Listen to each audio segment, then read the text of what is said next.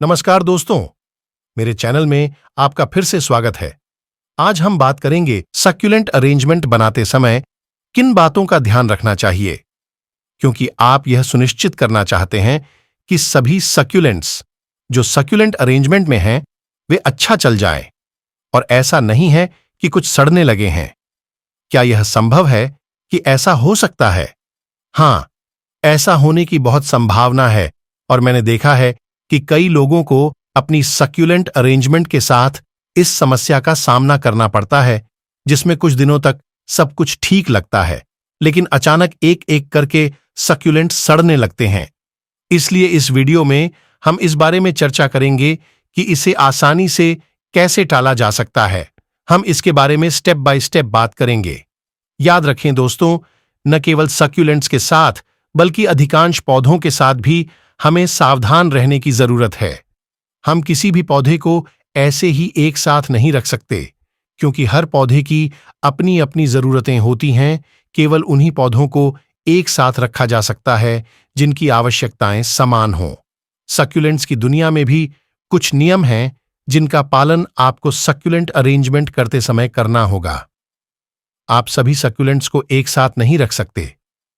उनमें से अधिकांश की अलग अलग जरूरतें हैं, इसलिए हम इस बारे में एक एक करके बात करेंगे।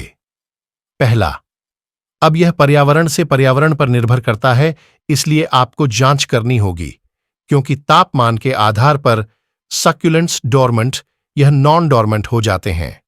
लेकिन याद रखें कि यह सब आपके वातावरण पर निर्भर करता है।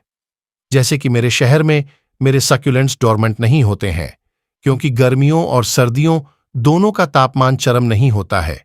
गर्मियों में तापमान 34 डिग्री सेल्सियस तक जा सकता है और सर्दियों में यह 16 डिग्री सेल्सियस तक गिर सकता है। जैसा कि आप देख सकते हैं, दोनों ही मामलों में मेरे यहाँ का क्लाइमेट चरम पर नहीं है।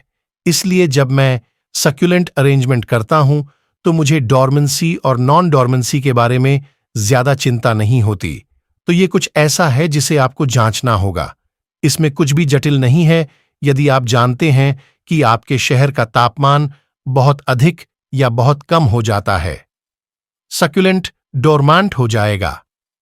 अब यदि आप सोच रहे हैं कि यह इतना महत्वपूर्ण क्यों है, इसका कारण यह है कि यदि आप फर्टिलाइजर डालने वाले व्यक्ति हैं तो यह एक समस्या हो सकती है, क्योंकि आप डोरमेंट सक्यूलेंट में फर्टिलाइजर नहीं डाल सकते हैं। फर्टिलाइजर के अलावा डोरमेंट सक्यूलेंट्स में पानी देने की आवृत्ति भी बहुत कम होगी। इसलिए जैसा कि आप देख सकते हैं, ये बहुत कठिन होगा दोनों को एक ही गमले में बनाए रखने के लिए। तो पहला है डोरमेंसी और नॉन डोरमेंसी। इसके आधार पर आपको सक्यूलेंट्स का सिलेक्शन करना होगा। अब डोरमेंट और नॉन डोरमेंट सक्यूलेंट्स की सूची बहुत लंबी है। इसके अलावा मैं इनमें से अधिकांश नामों का उच्चारण भी नहीं कर सकता, इसलिए मैं डिस्क्रिप्शन में लिंक डालूंगा। आप इसे जांचें, लेकिन यह अंग्रेजी में है।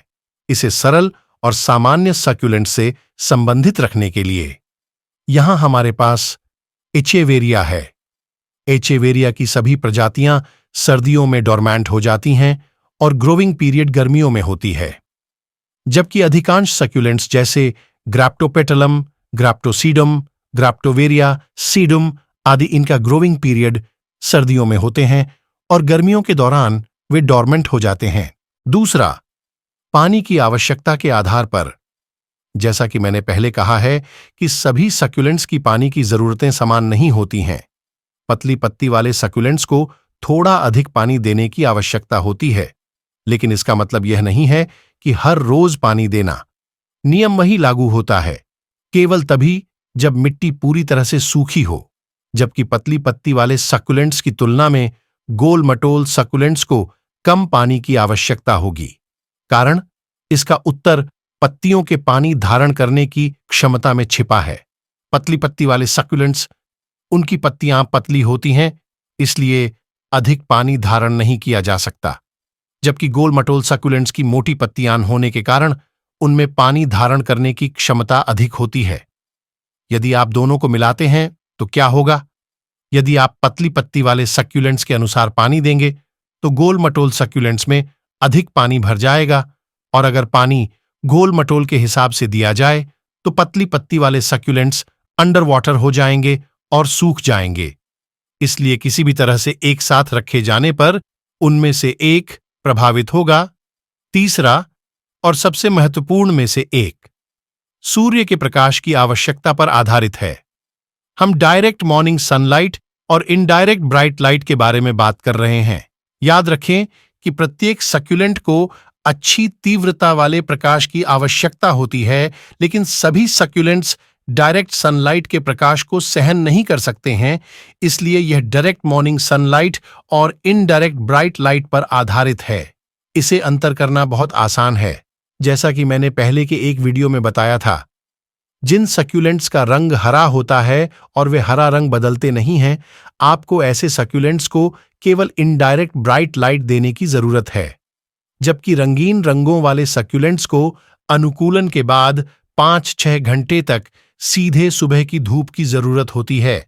यदि आप दोनों को मिलाते हैं तो क्या होगा? तो सीधे सूर्य की रोशनी के कारण हरे रंग का सक्यूलेंट्स जल जाएगा, जबकि रंगीन रंगों वाले सक्यूलेंट्स इसका आनंद लेंगे। और यदि आप उन्हें इनडायरेक्ट ब्राइट लाइट में रखते तो हरे रंग वाले सक्यूलेंट्स इसका आनंद लेंगे, लेकिन रंगीन सक्यूलेंट्स अपना रंग थोड़ा खो देंगे और बहुत आकर्षक नहीं दिखेंगे। इसलिए एक साथ रखने पर या तो एक जल जाएगा या दूसरे का रंग उड़ जाएगा। तो तीसरा डायरेक्ट और इनडायरेक्ट ब्राइट लाइट पर आधारित है। अब ध्यान रखने योग्य कुछ जनरल बातें। सेम्परविवम जैसे सक्यूलेंट्स को किसी भी अरेंजमेंट में शामिल नहीं किया जाना चाहिए। इस सक्यूलेंट को अलग इंडिविजुअल गमले में रखें। छोटे सक्यूलेंट पप को बड़े सक्यूलेंट्स के साथ रखने से बचें। फिर से वही नंबर 2 वाली नियम लागू होता है। छोटे सक्यूलेंट पप कम पानी धारण करने की क्षमता है, और बड़े सक्यूलेंट्स के बारे में तो आप अब जानते हैं। आज के वीडियो में हमने सक्यूलेंट अरेंजमेंट बनाते समय किन चीजें याद रखने योग्य 80% चीजों को शामिल किया है। अगले 20% अगले वीडियो में बात करेंगे, जब हम व्यावहारिक रूप से एक नई सक्यूलेंट अरेंजमेंट बनाएंगे। तो दोस्तों, मुझे आशा है कि यह वीडियो मददगार था। अगर आपको वीडियो पसंद आया तो लाइक बटन दबाएं और सब्सक्राइब करना न भूलें। तब तक मैं आपकी अनुमति चाहता हूं। अगले वीडियो में मिलते हैं। अपना ख्याल रखें और आपके समय के लिए धन्यवाद।